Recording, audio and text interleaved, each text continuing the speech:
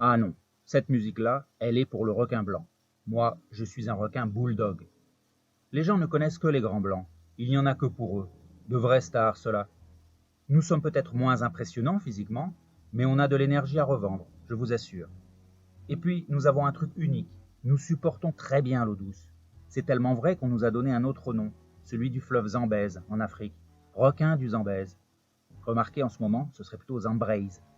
J'aime bien la Bretagne. L'eau y est plus froide, mais pour ce qui est du littoral, waouh, c'est le pied. Enfin, façon de parler. On apprécie ces estuaires, ces abers, là où l'eau est moins saline. On remonte volontiers les fleuves et les rivières. La Bretagne, ce n'est pas comme entre Biarritz et Royan. Quel ennui là-bas. Ici, le paysage a du caractère, avec ce rivage sinueux, déchiqueté. J'aime bien quand c'est déchiqueté. Je me suis aventuré dans la rade de Brest, c'est très chouette. Justement, un jour, je m'apprêtais à quitter la rade, j'ai entendu de grands bruits familiers, et surtout, un peu plus tard, j'ai reniflé le doux parfum du sang. Alors là, sans hésitation, j'ai rebroussé chemin, j'ai remonté l'embouchure de l'Elorn. Le divin chaos se rapprochait, et là j'ai compris. Un adolescent du club de voile avait dessalé. Un zodiaque était venu à la rescousse, mais pendant le sauvetage, le jeune avait eu un pied happé par l'hélice. J'ai tourné en rond, j'ai observé à distance, sous les deux bateaux, celui à voile renversé et l'autre avec son moteur et sa fumée. Le môme, lui, il continuait de hurler.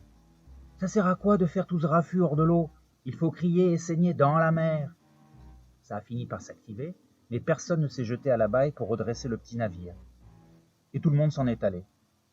Et mon casse-croûte? C'était bien la peine de faire le déplacement.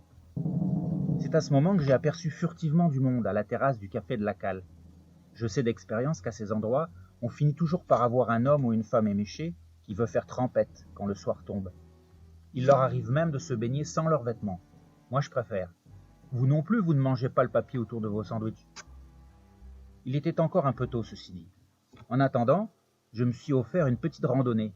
Il y avait un sablier qui passait au-dessus du chenal, je l'ai suivi. Après une poignée d'heures pendant lesquelles j'ai tourné, viré, j'ai remarqué que le chenal se rétrécissait. L'eau était plus saumâtre. On adore cette opacité, nous, les requins bulldogs. Mais je devais retourner à la grève de Quérion pour peut-être passer à table. Surtout que la dernière fois que j'avais mangé, c'était un cachalot crevé qui flottait. Il avait du plastique plein le bide. Quel nigo. J'en mange du plastique, moi?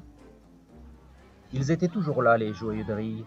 C'était une marée à fort coefficient, l'eau était montée très haut. La frustration et l'escapade m'avaient mis en appétit. L'attente paye bien le plus souvent. C'est l'ami du prédateur.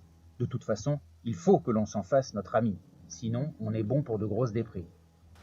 Un convive a fini par délaisser les verres et les amuse-gueules. La tentation du bain de minuit était décidément trop forte. Avec ces jolies vagues qui affleuraient, c'était désormais à lui de jouer les amuse-gueules. Un aventurier, le gars. Il a nagé une trentaine de mètres, plein ouest. « Dédé, va pas trop loin !» lui criaient les autres. « Tu vas rencontrer un requin !»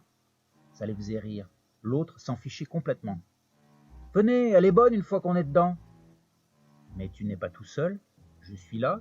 que je lui murmurais. Il était loin du rivage. J'ai sorti mon aileron.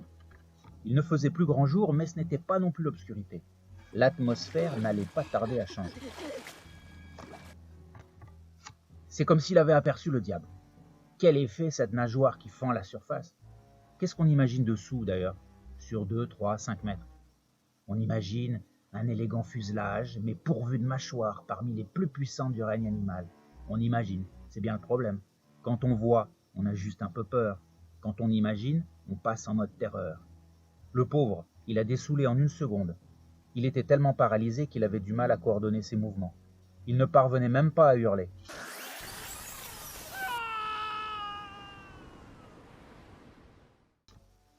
Sauf évidemment quand il s'est aperçu qu'il lui manquait un bout de cuisse. Pas mauvais du tout. Les copains au café croyaient que leur pote faisait son cinéma. Il avait maintenant encore plus de mal à regagner la plage. Forcément, une jambe en lambeaux n'a plus la même masse musculaire.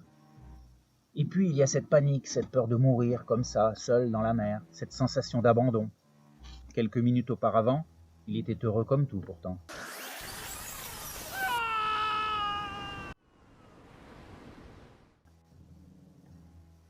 Jambe gauche cette fois. Avec 2 cuisses en moins, bonne chance, hein. Là-bas, ils ont vu que quelque chose d'anormal était effectivement en train de se passer.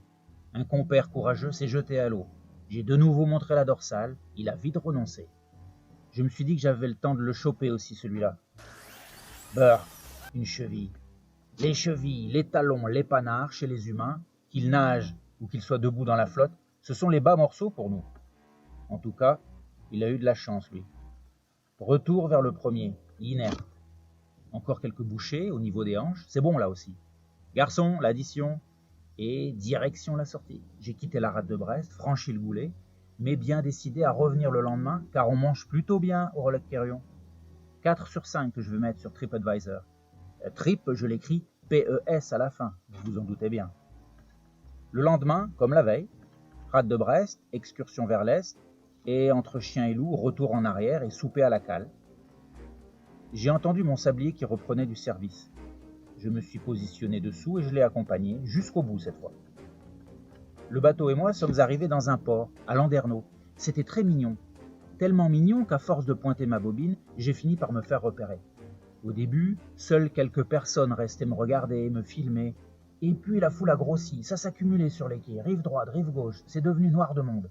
C'était moi la star à présent. J'ai continué à faire le beau, mais finalement, je me suis mis à douter. Je me sentais comme encerclé. À un moment même, des types sont montés sur des barques. J'ai déguerpi. Comme je connaissais bien l'itinéraire, j'ai tracé, dardard. Je ne resterai finalement pas dîner à la cale de Quérion. C'était une erreur de revenir sur les lieux de mon forfait. Le grand large m'appelait, l'infini de l'Atlantique à portée de nageoire. Et puis, je ne sais pas ce qui s'est passé. J'ai mordu dans un gros morceau de poisson qui traînait, j'ai senti comme une piqûre au niveau de la gueule. Et puis j'ai été violemment tiré. J'avais beau résister, rien à faire. Au contraire même, plus je me débattais, plus la mâchoire me faisait mal. J'ai bataillé longtemps, mais en vain. Petit à petit, la fatigue a pris le dessus, trop difficile de lutter. J'ai abandonné la partie.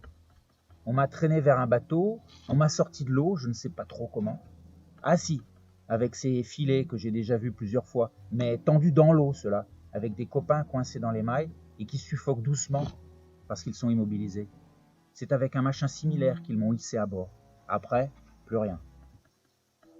Là maintenant, je vous parle d'un endroit tout propre, tout calme, une sorte de thalasso qui s'appelle Océanopolis. J'ai à manger tous les jours, l'eau est pure, j'ai même de la compagnie. Mais ce n'est pas pareil, la mer me manque.